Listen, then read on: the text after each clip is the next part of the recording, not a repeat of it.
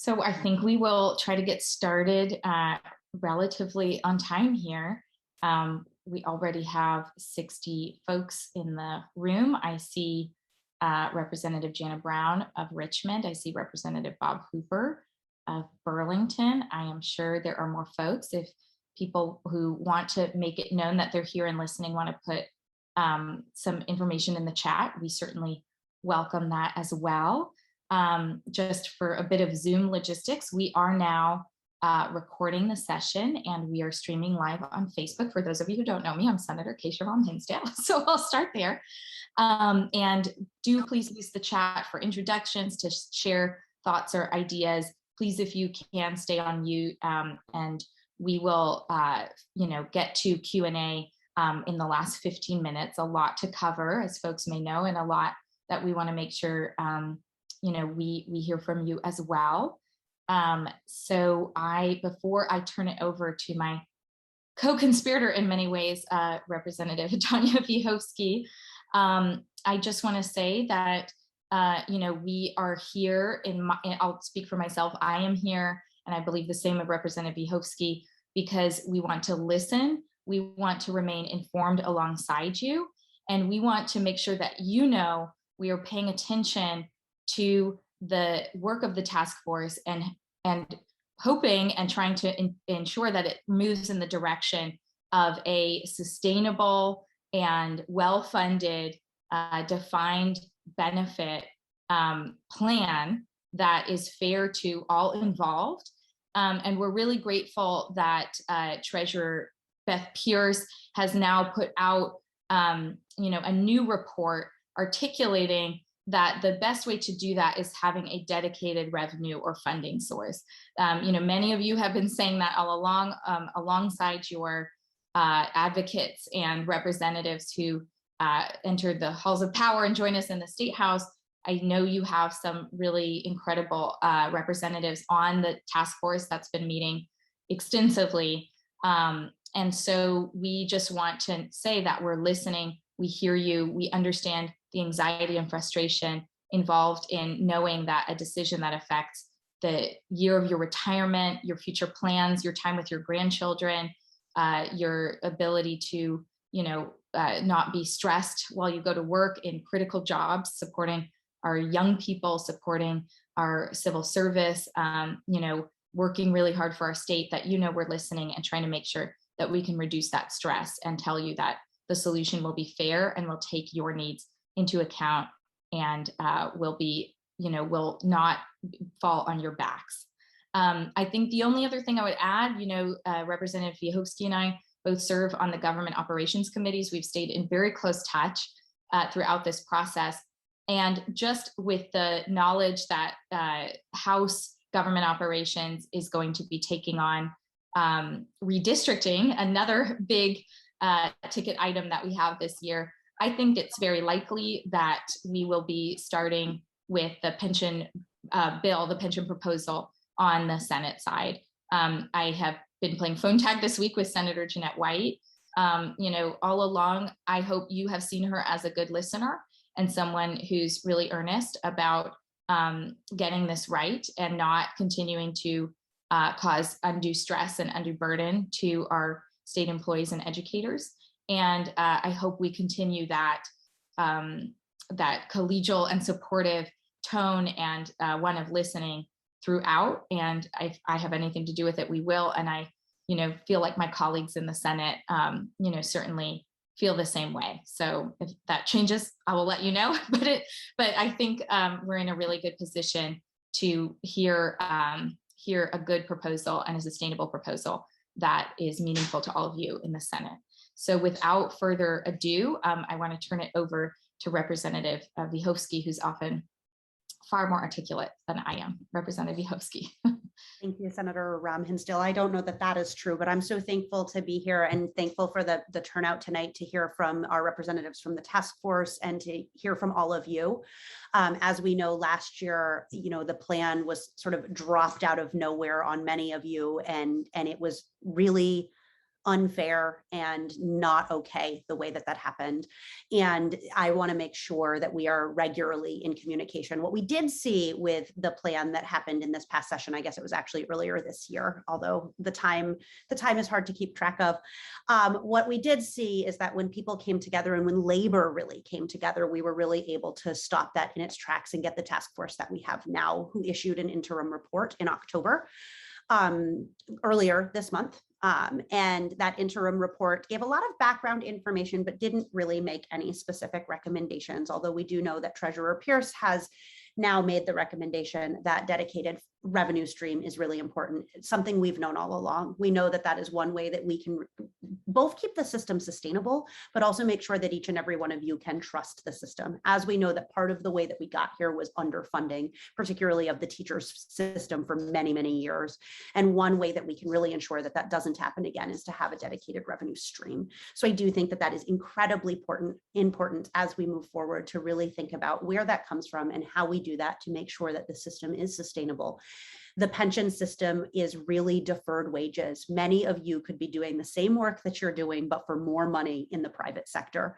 And you have opted to give service to our state, to our young people. And the pension is one thing that you deserve, and one thing that brings people into these incredibly important systems, these essential services.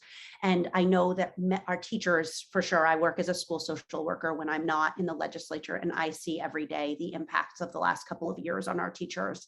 And this is one more thing that we've added to teachers' plates to have to worry about. And for that, as someone who is on the Government Operations Committee and as someone who has been who is now in elected office, I am so sorry that that is an additional burden that you had to bear. And I am very committed, along with Senator Rahm, to making sure that the outcome of these very hard and painful conversations is that you have a just path forward and a sustainable pension that you can believe in, and that we don't have to come back to having this conversation, because your work is in fact incredibly essential, and we need to treat you like the essential workers that you are. And I know that for many of our state workers, you are also our essential workers, making sure that our state functions, making sure that our government functions, making sure that our roads are plowed, and we need to honor you in the same way. And again, so much of that work could be done in the private sector where you would be paid more. So you have made a sacrifice, and we need to make sure that we take care of you for the sacrifice that you have made monetarily to provide service to our state. And so for that, I say thank you. And to you also, I apologize for the undue burden that has been placed on you with this conversation. And I thank you for remaining part of the conversation. And I'm really looking forward to hearing from each and every one of you as we move forward. And as we take away from our two pension representatives, we have a representative from the Pension Task Force from the NEA with us today, and a representative from the VSEA to talk a little bit about what has been happening in the task force and sort of what is to come. And then we will actually have some next steps for all of us to work together. As I see it, my job is to speak with all of you and to make spaces for you to speak for what you need. And ultimately, I am an activist and an organizer first, and I'm going to continue being that when I'm in this space. So if you need to call on me to make sure that your voice is heard, please do.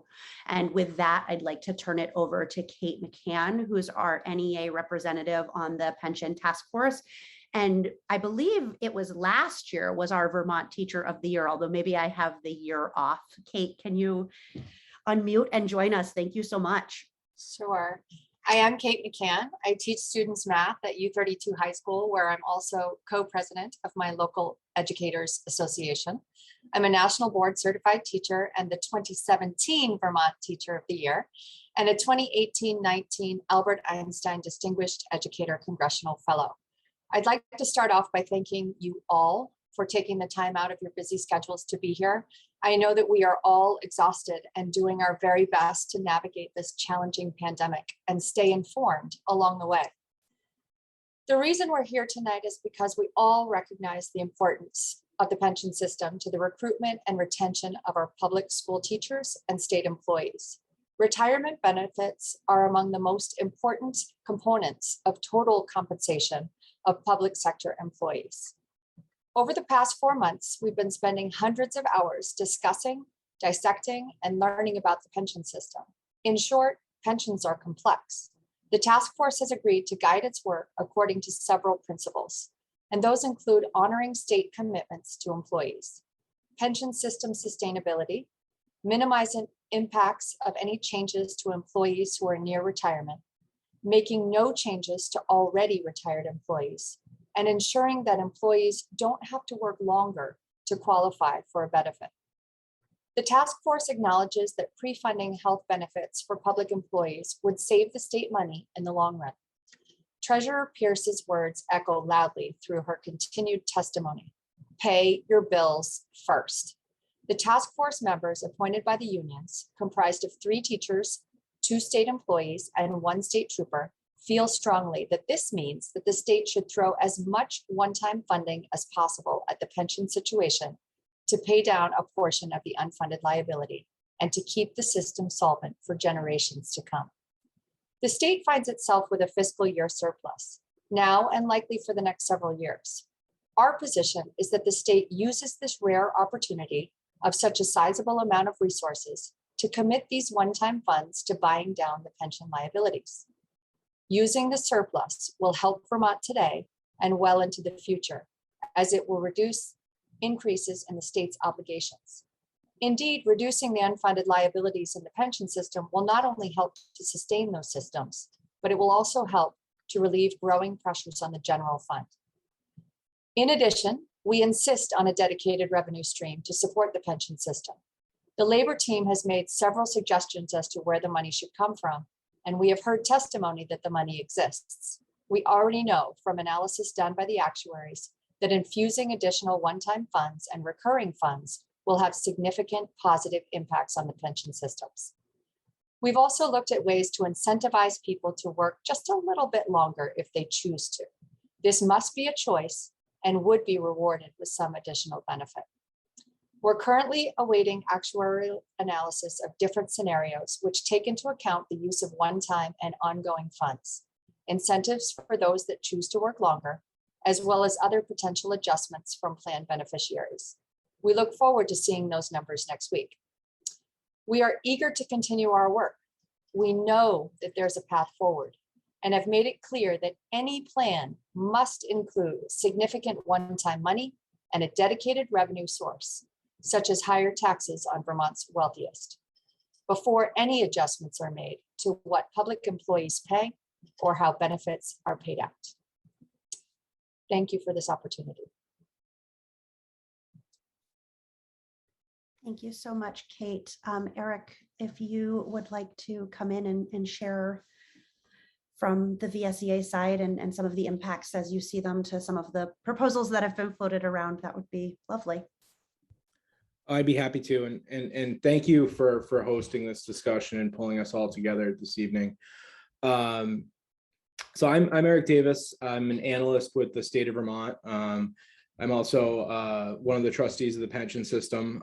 So I'm very familiar with the finances of the system and a VSEA rep to the pension task force, which Kate did a great job of covering our work so far. And I also at the outset need to thank each of my fellow labor representatives and the legislators, but the labor representatives have brought some really important perspectives to the table that I don't think were maybe in some of the previous conversations. So I think I just have to thank everyone for their commitment. And I think it was you, Tanya, who referenced the interim report and mentioned that it has a lot of background information and but it does not make recommendations, and you're correct. What the task force has done to date, we've spent a considerable amount of time gathering testimony from from different perspectives that I think has been very helpful in bringing additional viewpoints to the table that help us understand the issue and the complexities associated with our work. We have also sent some requests to the actuaries, which have come back, and those focused on one-time revenue and one-time funds, the application of one-time funds, as well as dedicated revenue. We've sent additional requests to the actuary that included specific one-time fund and revenue scenarios with some contribution scenarios and COLA scenarios, as Kate outlined. And I think I'd like to focus on some of the highlight some of the testimony we've taken and some of that analysis, just to provide some perspective as to the task force's work so far. So one of our charges as a task force is to evaluate the intermediate and long-term impacts of any proposed changes. And those, there's economic impacts, there's impacts to retention and recruitment of employees. And frankly, I think that, in whether it was the treasurer's report last year or the proposal that came out of the House, taking that holistic view, I think, I don't think has been done yet. So I think that's really important, important to making a good, sound decision. If you look, only at, well, this option would save this much money, you're looking at one side of the ledger. And you're not looking at, okay, well, what are the impacts and the costs associated with that change as well? And if you're not looking at both sides of the ledger, you're essentially destined to probably make some pretty poor choices. So, as we get some numbers back from the actuaries on proposals, that's one aspect of our future work. I think we also have a responsibility to address the impacts of those proposed options. So, if you make a change and that results in more people retiring, that accrues additional costs to the plan. So that's something you need to take into account. There's, elements of recruitment and retention that are easier to quantify, like increased training costs and overtime costs. Harder thing to quantify is, are we providing, public services in an effective manner? And then there's the broader economic impacts. Like, I think we all have a sense that pensions play an important economic role. I think what has really come out of our testimony, the testimony we've collected to date, is just the degree, the degree that those payments play is really significant. And for folks who want to look at some of that testimony in detail, you can, the task force has a website up on the as a legislative committee, and you can click on witnesses, and Dan Doonan from the National Institute on Retirement Security and Hank Kim from the National Council on Public Employee Retirement Systems really provided some eye-opening testimony just to the significance of pension dollars play in the economy. I just want to highlight a couple of facts that came out that I really hit home with me, and are things that I'm wrestling with as we consider some of the options on the table. So for every pension dollar, pension dollar that is paid out, benefit dollar, it creates $1.28 of economic activity. In 2018, this meant $524 million of pension payments created $654 million in economic activity that supported 4,200 jobs that paid $208 million in wages. And National Institute on Retirement Security does these assessments for every state. So that's a Vermont specific assessment.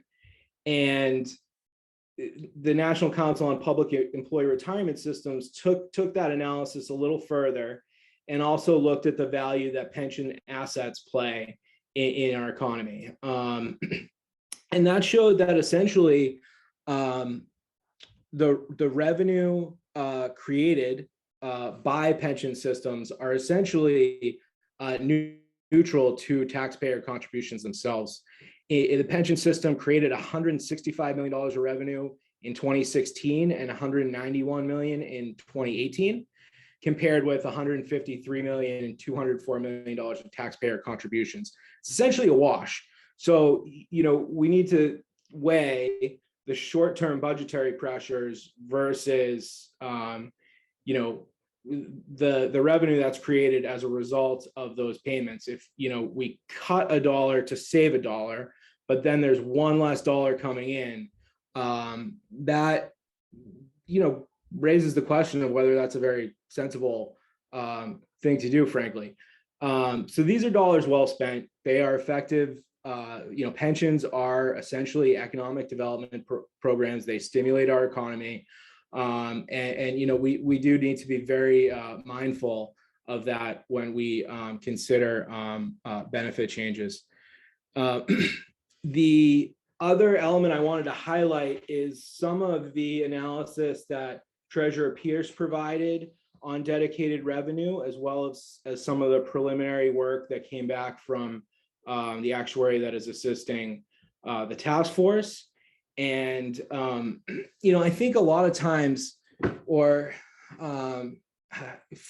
frequently, I think I've heard the argument framed as, well, there's a lot of spending priorities. So if we cut a dollar here, that means we can spend a dollar on something else that is a priority to us. And I think the revenue analysis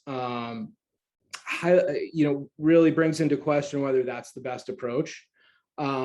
Treasurer Pierce showed that what she looked at was application of $40 million of dedicated revenue each year to each system. That's a lot of money, but that is, she said she didn't pick those numbers for any specific reason. So, that's one proposal we can consider, but that would save the state between 450 million and 660 million of savings net of those increased contributions.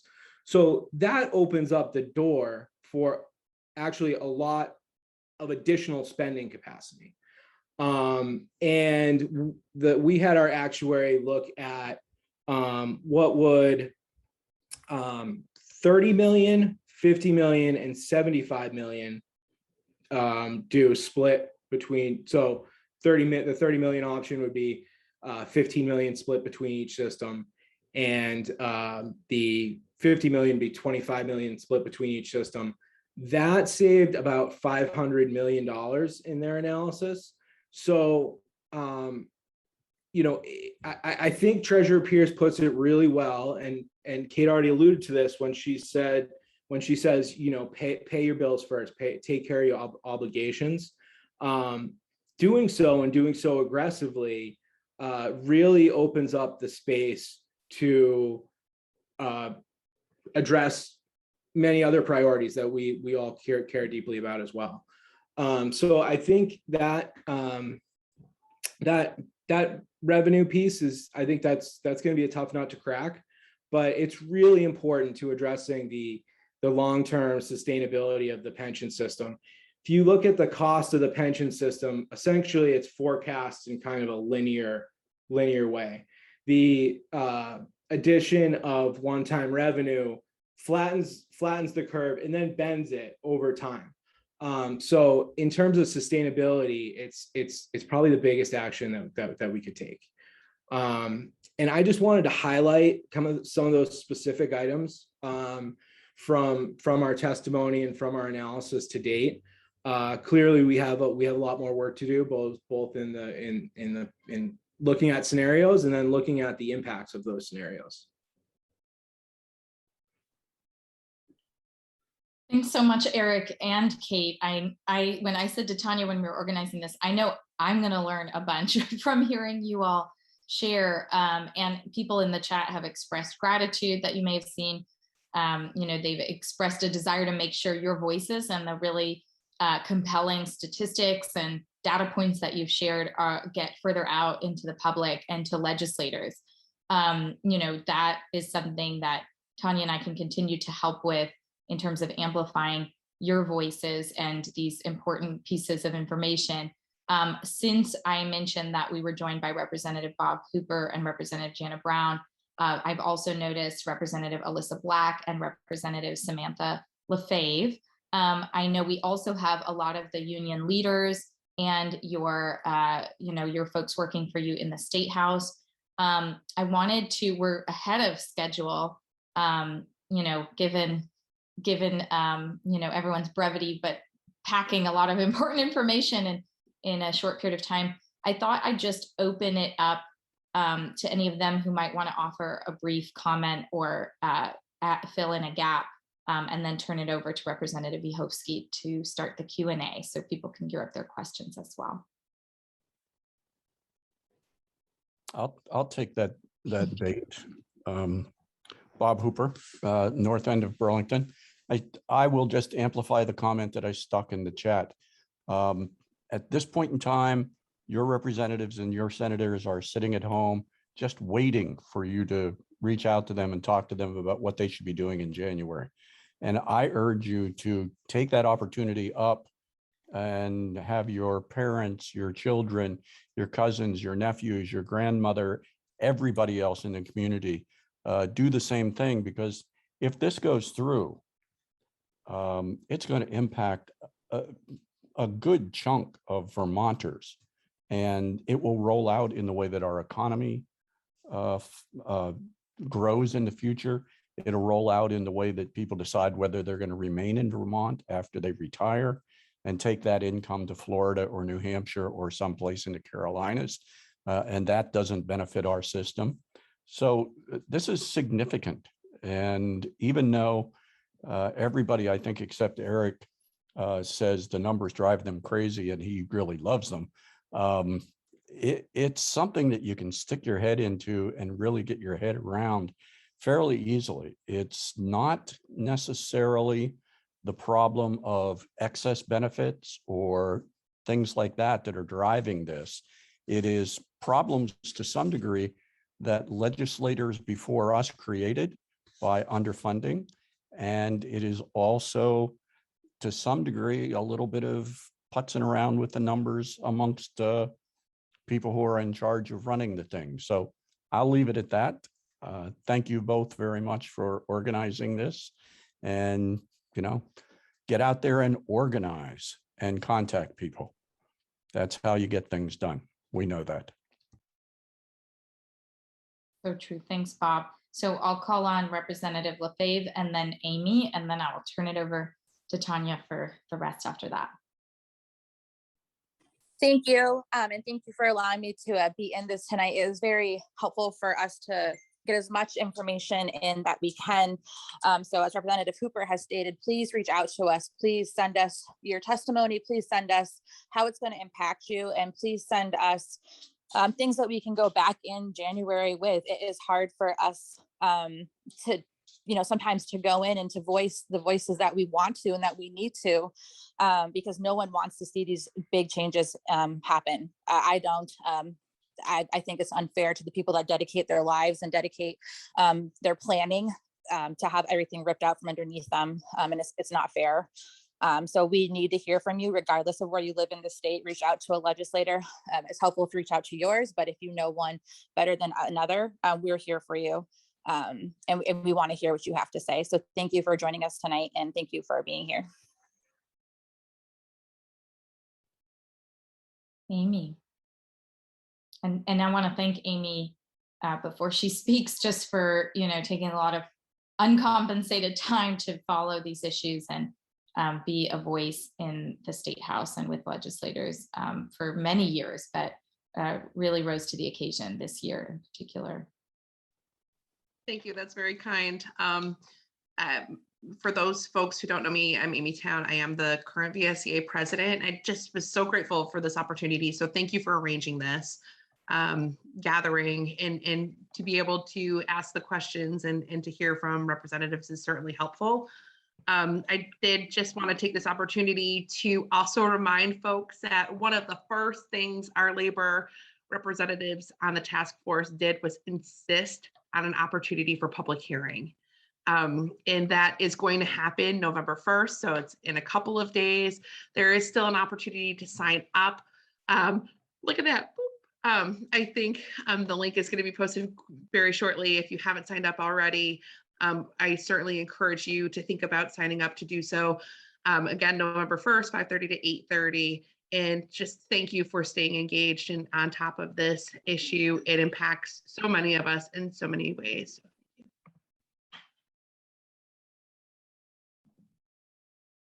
Thanks, Amy. I saw Jana's hand momentarily. Representative Brown of Richmond, did you want to add something? Thank you so much, Senator Rahm. I just wanted to echo the sentiments of my colleagues that I absolutely encourage my community members to reach out to me to continue this discussion. And as many folks here have said, as a former state of Vermont employee myself, I absolutely value your public service and certainly want to stay engaged on this issue. So thank you so much for the opportunity to be here. Thanks, Jana. So we're going to keep reiterating this probably throughout the Q&A, and we see some great questions. You all are also probably 10 steps ahead of us, as you have been the entire session, as you were sending, really heartfelt letters and, anything. You are an A+ example, may come as no surprise, of advocacy and of reaching us. So you probably know this as well as we do. We have the public hearing on November 1st that Amy and others talked about, and we'll make sure that the sign up is in the chat. The final report is supposed to be issued in December of this year from the task force. And I hear folks in the chat saying, they hope that there's another opportunity to weigh in when they have something to weigh in about. We hear that too, and can pass it along to the legislative members of the task force, as are your representatives. And as I said before, I think this is likely to start in the Senate. If you talk to Senator Jeanette White, add a little bit of gratitude, I would say, for spending a lot of time on this. And, as some of you may know, we really wanted to rebuild trust and make sure that there were an equal number of labor representatives to legislators, if not more. And actually, it was Senator White's idea that we give up a Senate seat to do that. So she really is trying to take seriously all of the concerns that she's hearing. You have Senator Parent as well from the Senate side, who I think is weighing this all carefully as someone who is also a town manager. And I just think our committee has really stayed on the same page. So, don't give the senators an inch still, don't give me an inch, don't give anyone an inch, definitely reach out to us. And just know that they are ready to listen. So, I hope you will connect and reach out. And I believe the Senate is probably the place to start that effort if you have limited time. And with that, I will turn it over to Representative Vyhovsky finally to start our larger Q&A. Thank you so much, Senator Rahm Hinsdale, and everyone for being here. We've really heard a lot about the importance of looking at this from all angles, and we really need to look, as Eric pointed to the many avenues and impacts of decisions made. One of the things we've been hearing a lot about as well is the problem of demographics. And, I think we can also think about what are other ways that we can change those demographics, and who can we bring into these systems and build just sustainable systems. One thing that I do want to really think about as well as we were talking about that is that taking pensions away may save, as it was proposed, and limiting them and making them smaller may save money on the one hand, but it's going to drive our retired people to our social support systems. And those are actually costlier. When we are paying into a pension, those dollars are spent, as Eric said, in our communities. And I wish I could remember the exact number from back when we were having this conversation in this session, but you actually make money on the pension money that's put into pensions, whereas that is not true on money that is spent on our social insurance programs. And so it is the right thing to do, both because it is the morally right thing to do, but it is also the economically right thing to do, to invest in, ensure that our pensions are paid and that people have access to those. So I think that is really important to keep in mind as well. And as people have said, some of the next steps that we have are the public comment on November 1st. And I hear that our labor representatives are fighting for additional public comment to the task force. And there will be time. I will certainly fight for time for public comment when this becomes a legislative bill as well. The final report was originally due December 2nd, but I've heard that the task force has postponed some of those later meetings, and we're expecting that report later in December. And to really do their due diligence, Senator Rahm and I both advocated for more time. Initially, we were asking this task force to get us a report in September, which was absurd. And so I'm really glad that they're taking the time to really look into this. And the report that comes out is that it is a report to the legislature. It is not a bill. The bill will then, as Senator Rahm pointed to, likely start in the Senate, and we need to keep our eyes on it all along the way. We do have, some of our thinking of our legislative task force. There are certainly in this moment some targeted asks to the legislators that are on the task force. So if you are in Representative Fagan's district, reach out to Representative Fagan. If you are in Representative Copeland Hansis's district, reach out to her. If you're in Representative John Gannon's district, reach out to him. Those are the House side representatives to the task force. And as Senator Rahm Hinsdale said, Jeanette White, Senator White, and Senator Corey Parent are the representatives to the task force right now. We want to really target what we're doing. So if you have limited time right now, reach out to the task force members, particularly if you're in their district. And when we get to the Senate, we're going to focus on that, those Senate GovOps senators. So we're really thinking about how we target our work.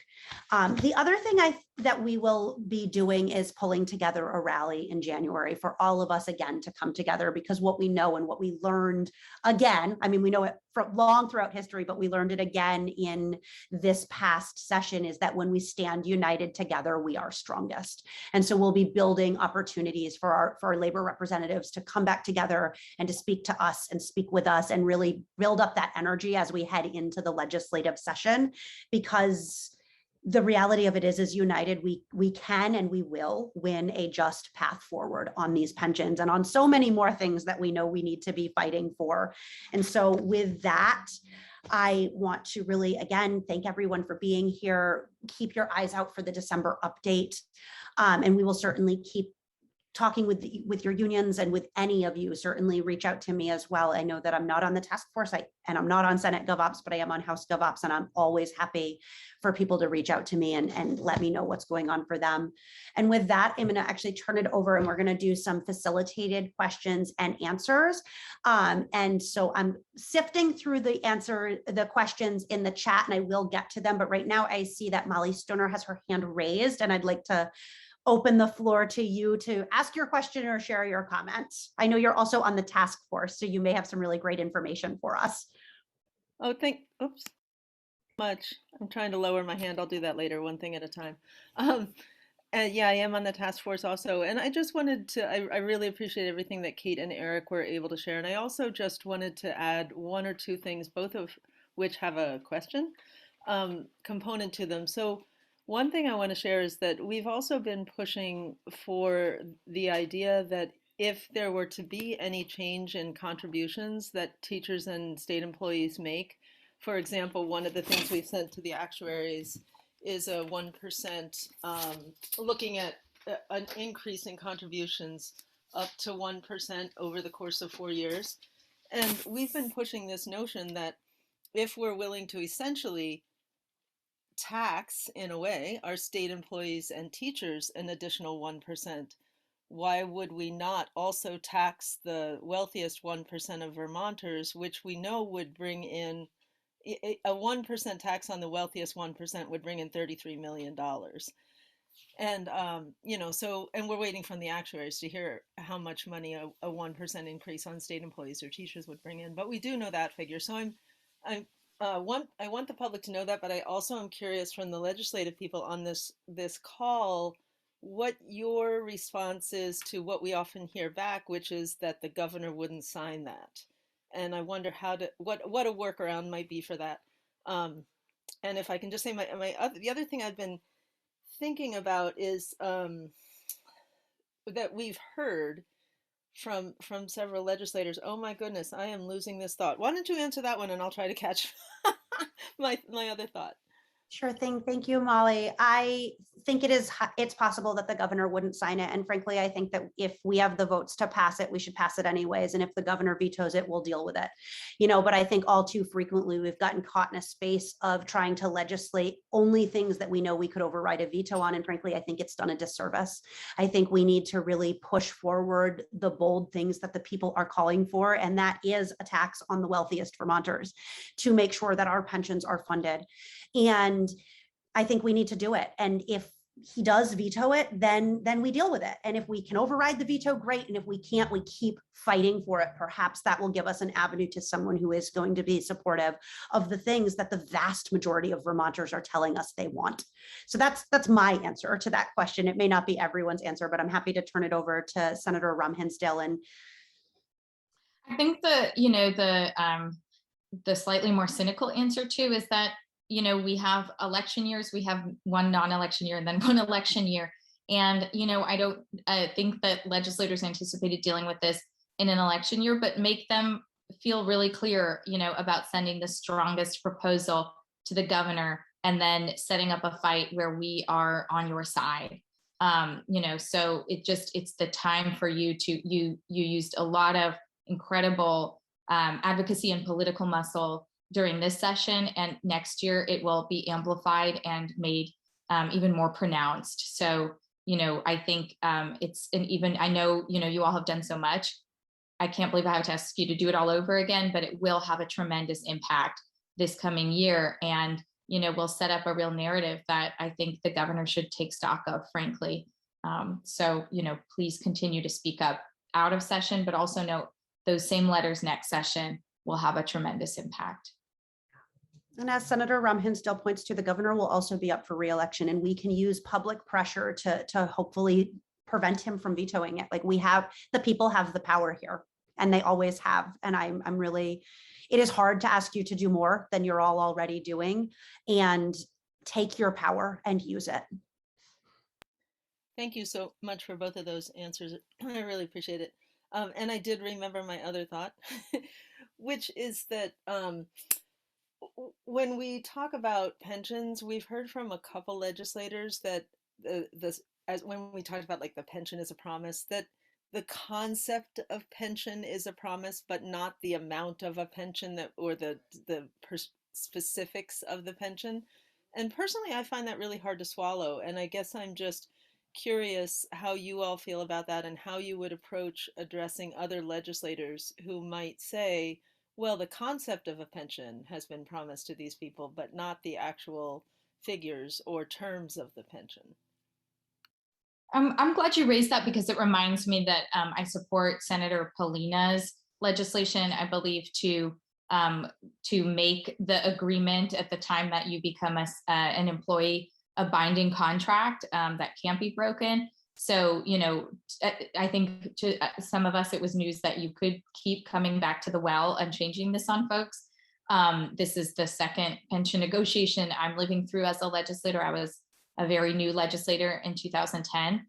We can't keep doing this to folks. We can't keep saying every time we have a budget crisis of our own making that we're going to balance the budget on your back. So I do hope that even if it doesn't come out of the task force, we can look at Senator Polina's legislation alongside the ultimate pension decision, or just somehow etch this a little more in stone, so we're not coming back and you don't say, hey, in 10 years this will probably be something you're dealing with too. That's really unfair and frankly still untenable to state employees and educators that we want to attract and retain in the state.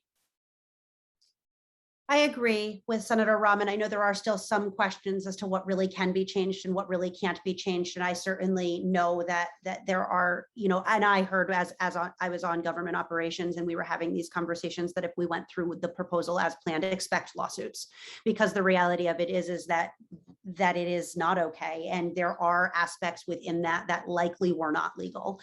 And if we're going to take actions like that, then we should expect lawsuits. We deserve them. And so I really support that idea of really codifying the contract that is made and ensuring that when you sign and say, I'm going to be a teacher or I'm going to be a state worker, that what you have agreed to do and what we've agreed to give you is in contract. I do think that is incredibly important. We know that we have a teacher shortage in Vermont, and I anticipate that the pandemic and everything we've put on our teachers through the pandemic will likely make that worse. And we know that we have a state employee shortage in the state of Vermont. And I anticipate that the burdens that we have put on our state employees through the pandemic will likely make that worse. And the instability and unpredictability within the pension system does not help. And so anything we can do to guarantee to our workers that we are truly standing behind them, proving to them that they are essential, we have to do it. And so I also support Senator Polina's call to codify that into law. Dave Bellini, I see that your hand is up and I'm still sifting. I'm noticing a lot of the things in the chat are actually comments and I'm reading through every one of them. But as soon as I come across one that is more of a question, I will be happy to ask it. And if I don't get to it quickly, raise your hand and ask it anyways. But Dave, would you like to unmute and ask us your question or make your comment? I'll make a comment. My first comment, Tanya, I don't know you, but thank you for what I have watched you do. You have integrity, which probably means you'll never get to be Speaker of the House, or you'll have a difficult time becoming committee chairs.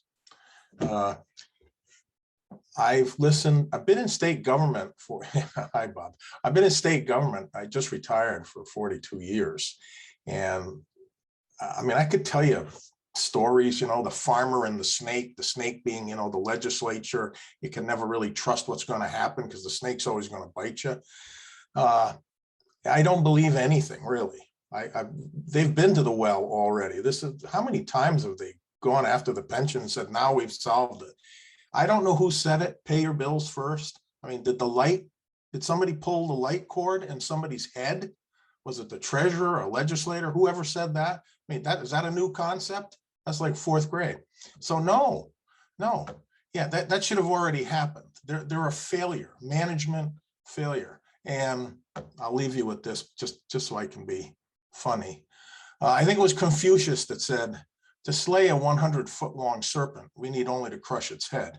And I don't know who the head is of this. I've got a pretty good idea. But 2022 is an election year. And I think some people need to do the Houdini. And I am committed to getting rid of them. Thank you for your work and for the state, and thank you for the kind words. And I think we did win a huge thing in pushing this discussion into an election year. I think that people are going to be paying attention in a different way. So I do think that is really important, and we need to be paying attention to the people we put in those seats, that they're really fighting for the people. Scott Green.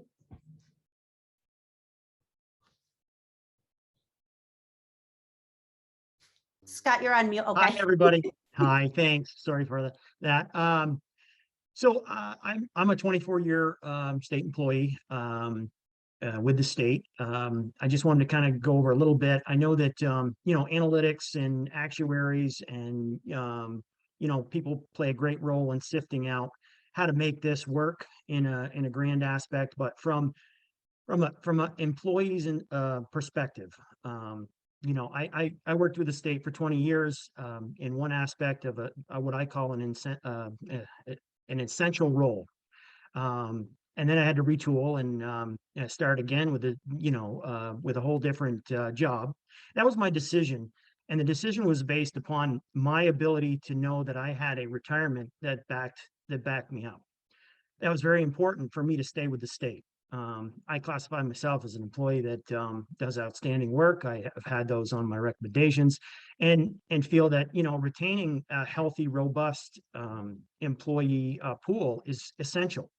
And I think from the perspective of the employee, at the end of the day, everybody's idea of their retirement and state service is individual, and it's very specific to their goals and how that they've kind of put themselves in the position to retire. But the ultimate piece is that we want to have that opportunity to make that choice. And with some of the pieces that are being brought forward, that takes the choice away, because we have to work more years in order to essentially have the benefit that that we were promised when we signed up to do this work.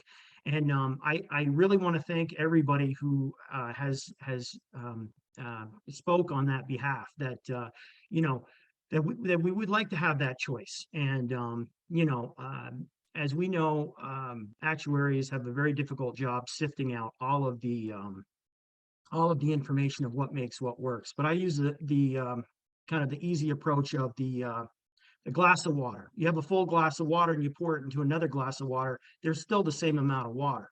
If you take the ebbs and flows of the retirement system, you're putting more burden on people retiring earlier onto our retirement. That also takes off the ledger from the work pool of people that are still working. I've always learned from a perspective, a healthy workforce is a happy workforce, and you have a healthy turnover in employees. That means that you know, you don't work for 50 years, you do your time and you retire, and you know, a new set of employees are able to you know, cut their teeth in their particular you know, skill sets and join those jobs for us. So that rollover is really essential to make healthy government as far as pension, and also to keep our costs manageable for our overall budget for the state of Vermont. Because if those people are working longer, that affects the budget and inflates that budget as well. So in the glass of water approach, it's just moving that water from one glass to another. So I think, just to cap it off, I'll reiterate,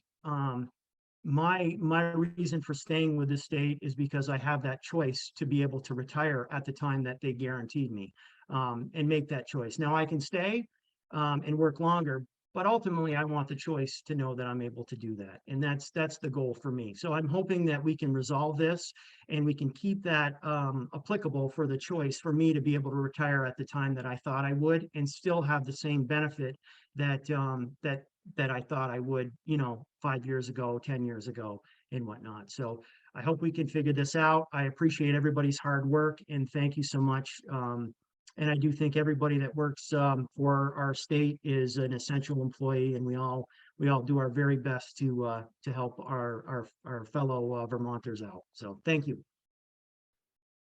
Thank you for your work and for being here tonight. I do have a question that I'm going to pull from the chat from Richard. Does anyone know at this point how employees close to retirement would be impacted? I'm wondering if either our task force members have dug into that at all within the task force. I mean, I'm sure it sort of depends on what recommendations end up coming out. I know the original recommendation said not within 5 years of retirement, but Eric, it looks like you've unmuted.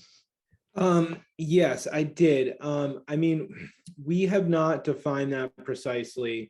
Some of the options we sent to the actuary did include not excluding people within 5 years of retirement, but I saw Molly put in the chat a comment that is that I want to reiterate, in that, you know, we're pushing back against, you know, benefit changes at all. So you know, close to retirement or not. So I think that's the perspective that the labor representatives are bringing, because I think the testimony that we've heard, I mean, what I've taken from it is I'm not sure that I don't think that's sensible. And we you know, I think we can quantify that it doesn't make a lot of sense. And we have a responsibility to do so. I did, there was another comment I wanted to address. Oh, Scott, I think what you outlined, and I believe it was Scott, I hope I got that right, in terms of giving employees an option to work longer is exactly that the direction that the task force is trying to head in. I mean, if someone is working an extra year and not drawing a pension, right, that does have a benefit to the pension system, but it should be, you know, everyone's circumstances are different, and it should be a choice of, okay, you know, that makes sense for me, and there should be an incentive to do that, and that's the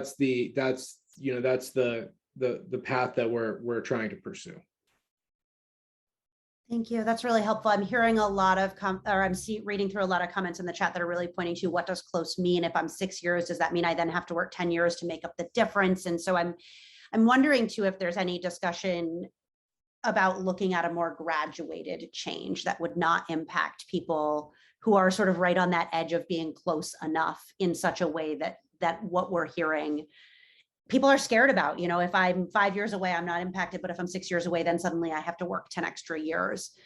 Kate, thanks. Sure, yeah. When we are looking at the potential of possibly increasing contributions, say from 5% to 6%, we're doing that in a couple of different ways. One way is to look at a quarter percent change over 4 years to get to the 1%. And another way is a little bit more progressive in looking at how much you make, and that the lower people would increase the least, the folks making the least amount of money would increase the least, and the folks making the most amount of money would increase the most. And just kind of looking through those numbers, and that's sort of where it's at, is we've had those conversations, we've put it out to the actuaries, and we're waiting for those, for that information to come back next week. Great, thank you so much. So I am noticing that we are coming close to 7 o'clock. And so I'm going to take the 3 hands that are raised, and then I'm going to sift, Senator Rahm and I will sift through every question and comment that has come through the chat. And we will get an email out to everyone with the recording of this conversation, the names, contact informations, and districts of all of the task force members, as well as an answer to every one of the questions that we didn't have time for tonight. What I am learning, in addition to all of the amazing information from our task force members and from each of you who have spoken, is that an hour is not enough time to have this conversation. So next time we'll give more time. So I'm going to turn it over to Tom Abdulnoor to ask your question. And I probably butchered your name. It was right on the money. And as a fellow member of the difficult to pronounce last name club, I appreciated your attention to nailing it so perfectly. 3, what I hope will be very quick points, because I'm aware of the time. First, I represent VSEA at the State House. I represent our VSEA's members at the State House, and I'm also the son of 2 state employees and VSEA members. So obviously I have a strong opinion on this issue from a moral perspective. I share the comments we've been hearing again and again about the promise that's made to these public employees when they enter into public service. But I want to echo something and amplify something that Eric raised when he was discussing the treasurer's recommendation and what that says about how to tackle this problem. If you're someone who doesn't share my views or the views of most of the folks on this call about the importance of this from a moral perspective, one of the things the treasurer's report really points out is how, from a practical perspective, how much more impactful to the questions of the unfunded liability new, ongoing, consistent revenue would be in comparison to proposed benefits cuts, which almost everyone on this call opposes, right? So in order to get the same bang for the buck that you would get from ongoing dedicated revenue, you would have to gut the public pensions that we're discussing here to an absurd degree that would make them unrecognizable from how they are today. So I do think that the treasurer's recommendation is important from a steely-eyed dollars and cents perspective as well, in terms of showing the path forward here. The second point I wanted to make, it also refers back to something that Eric said briefly. Eric was talking about the way in which this discussion is often cast as a battle between public services that Vermonters and everyone on this call cares about and the pensions of public employees.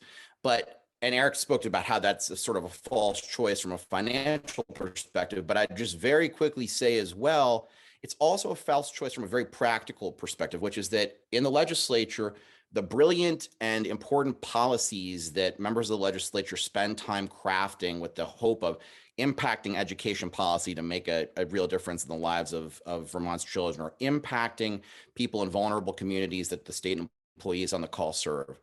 Not a policy can be written, not an appropriation can be made that will make a difference on the ground if there are not well-trained, competent public employees in those positions.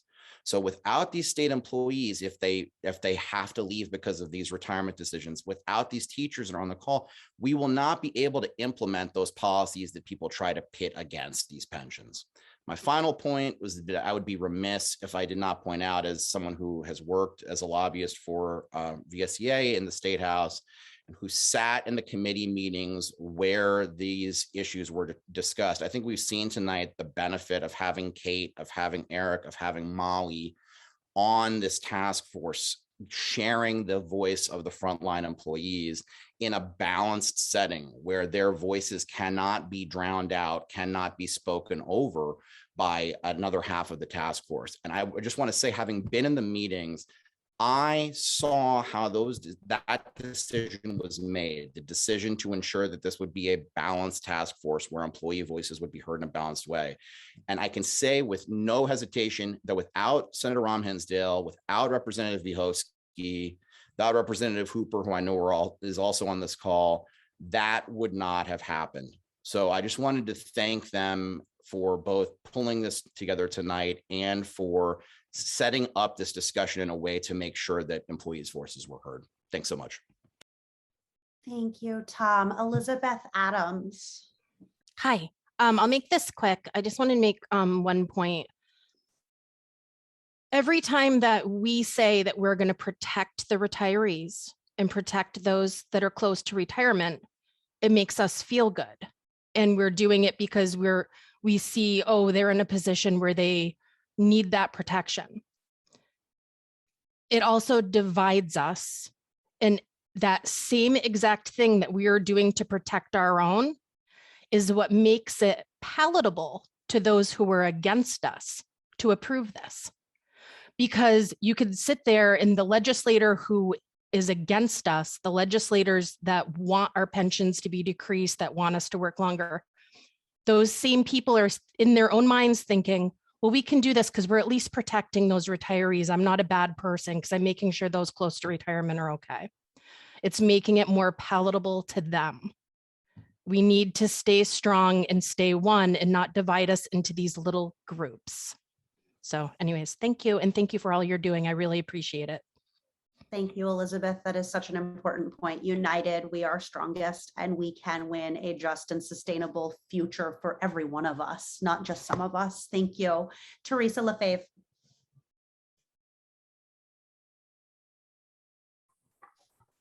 Thank you. I will be brief. I want to encourage whoever it is that is putting these together to try and find a way to include people who are in areas that don't have internet access. I don't know how you would do it, but get the information to them, tell them to get to their libraries and participate.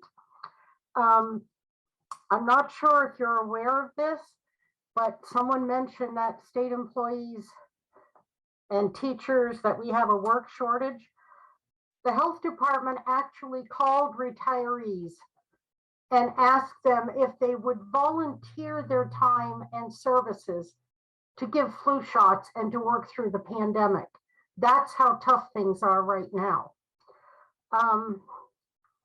The other point I wanted to make is when someone has, we heard about early retirement incentives, and We've done that in the past. I should state that I am a retiree. I worked 40 years for the health department. I worked 40 years because I couldn't afford to retire at 30 years. And without my pension, without this pension, I would still be working. No one can survive on Social Security. I lived through the crash of the 401k plans. They're not sustainable. They're not safe. Anyone who was within 10 years of retiring when the market crashed in the 80s really got nailed to the wall. And if you're 25 years in or 30 years in or longer, it's too late to start planning your pension.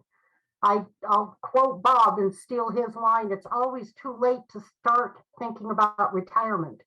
If I've worked for 25 or 30 years and I've had a promise of this pension, and suddenly someone comes in, the legislature comes in and says, oops, we can't afford it anymore. Instead of retiring at 50%, you're going to retire at 30%. It isn't going to happen. I'm going to have to work another 10 years, which I wasn't able to do. And another thing that I want you to consider, and I'm not saying this to throw people under the bus, but there are some people on these pension plans, and I'll use judges as an example. They get 100% of their pay for the rest of their lives. I think it should be looked at. They should pay more if they're going to get more, because the rest of us don't get that. And my final comment is, Samantha LaFave, I wish you would send me an email so I can figure out whether or not we're related somehow. And thank you, everyone. Be well. Thank you so much, Teresa. You bring up some really good points about everyone paying their fair share, and the fact that these pensions are not giant things. They are barely enough to get by on, and we don't take good enough care of our people who retire, because Social Security also is not enough to live on. You bring up some really important points about ways we need to structure our larger society as we have these conversations. I do, again, want to apologize to everyone whose question in the chat we didn't get to tonight. And Senator Rahm and I will work together to make sure that you get an email follow-up with answers to those questions, as well as the recording of this and the names and contact information for the task force members and the districts for the legislative members. Thank you all so much for joining us. And now I'm going to turn it over to Senator Rahm to say goodbye as well. Well, I just want to say that I feel like a part of a team working with Representative Vyhovsky, with Tom, with Colin, with Amy, with our colleagues in the legislature, and now with your representatives on the task force. This won't be over in December, which is probably energizing to hear and really hard to hear at the same time. We will need to stay on this. And as Tanya has said so eloquently and powerfully, united, we will win. So many lobbyists have said to me, wow, you seem to be speaking plainly and boldly, and it's working. Nothing bad is happening to you. This is a moment where people are realizing that we have a collective commitment to each other and how important our human power, our human capital is. Nothing is going to function without you all. And I hear how strained and stressed you are just by lacking more people power to do that work.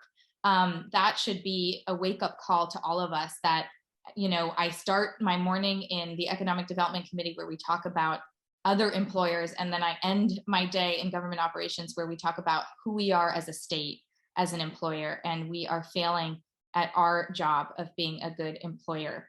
I recognize that this has been an undue burden on all of you, and we will work to right that come this winter and into the legislative session. So please stay in touch with us. Please put additional pressure and just help your legislators understand your experience and your impact and your incredible gift, of raising your families here, contributing, as Eric said, putting all of that money and all of that, effort and goodwill back into Vermont and into the economy. You're all appreciated, and we can't wait to keep working with you to win this thing. And to make sure that we go further in supporting our state employees in the future.